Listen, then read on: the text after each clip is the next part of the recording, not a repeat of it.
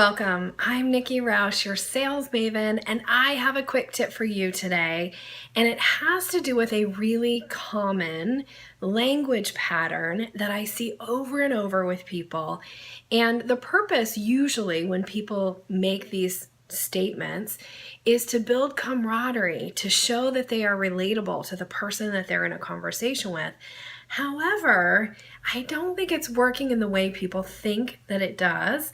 So I'm going to comment on it for you today so you can catch yourself if you're making these types of statements and decide, is this really having the impact on the other person you think it is? And if not, it's time to do something else.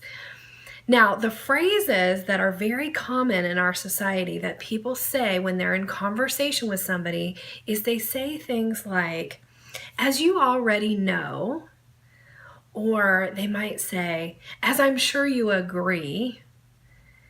Now, the drawback to these types of phrases and statements is you are essentially saying to the other person, I know what you know, and I know your opinion on things.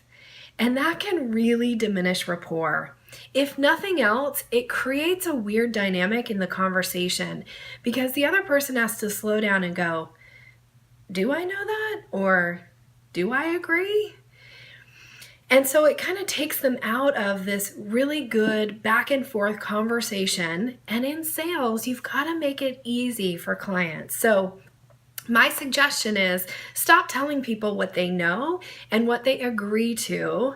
And instead, you might say to somebody, as you may know, because now that shows some wiggle room.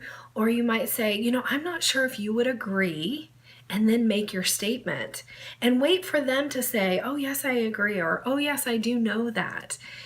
And this will just increase the rapport in the conversation and make it easier for the person to be open to hearing what you have to say and stay engaged. So wishing you continued success this week. Take care.